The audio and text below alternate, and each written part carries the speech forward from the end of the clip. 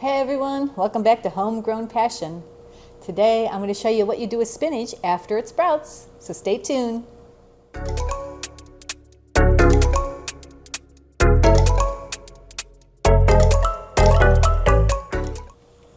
So I started some more spinach seeds in my hydrogen peroxide mixture. This time I used a little bit more hydrogen peroxide. I just kind of dunked it in and it really made a big difference. But I started these guys 4 days ago, so they're a little bit past their prime and to go into the Oasis cubes, but you can still salvage them. Look how huge they got. It looks like almost every one of them germinated. And this is Space, the cultivar Space, and it is a slow bolting spinach to use for spring and summer production. So what I'm going to do is just kind of pull these apart very gently as I can and take the radicle and stick it into my Oasis cubes there.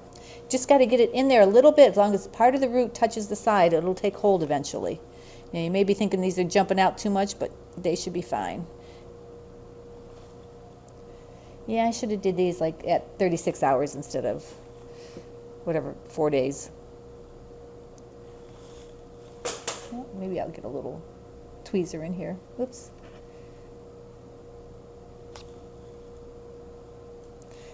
And with spinach, you can always put more than one in each one of these multi-dipple holes. I've done that before. I put 5 or 6 plants in each one. So if you haven't seen my video on how to sprout spinach, you're probably wasting your time with hydroponics because you waste growing medium, you waste seeds. It's just so much easier to get the radicle, the first root out before you put them into your growing medium. Now that I'm pulling these little messes apart here, it looks like I got almost 100% germination.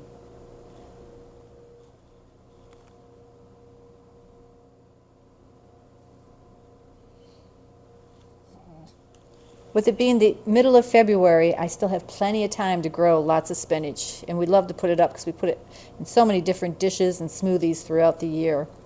And we don't just harvest it once. We do the cut and come again. You harvest all the leaves, and then it regrows again. And you know, in the middle of February, maybe a week, 2 weeks, and later on in the late spring, it takes 5, 6 days, and you're able to harvest again. Now I get the question, how many times you can do that? Usually I can get 5 or 6 times, but it depends on the weather. If we have a really hot spring and the plant has already been harvested off 3 times, it's going to bolt on me. So you just got to pay attention to your plant and see how long you can keep it going in your channels. And if it's not bolting, I'd keep harvesting. I wanted to show you what the radicle should look like, or the first root, when you go to plant the spinach seeds into the Oasis cube. Here's what they should look like, and it's so much easier to put them into the Oasis cubes. But the ones I'm putting in now, they'll take off and grow. It's just a little bit more of a pain in the butt. Out here on the Nursery Channel, I wanted to show you some of the spinach plants I had already put in the Oasis cubes 6 days ago and 4 days ago. So the first lot is Corvair, second lot is Space. Like I said, they've been in here for 6 days, and then I had some more Corvair. They got a little bit big, but I was able to stick them in, and they've been in here for 4 days. And you can see everybody's starting to take off. And if you're wondering what this is back here, got a little bit of Rex, bib lettuce growing. Here's my production spinach, wanted to show you. I have my channels here. What do I have? 6 channels. They've been in production for 4 weeks, something like that. I harvested off of them 2 days ago and got over a pound of spinach in this little tiny area. And you can tell in a couple more days I'll be able to harvest again.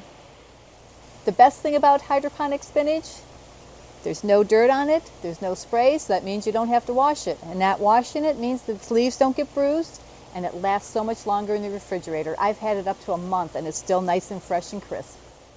Well, I hope you liked today's video. Got to end it here because I have to go out and give the cows some hay. And like always, leave me any questions, comments, and suggestions down below, and we'll see you next time.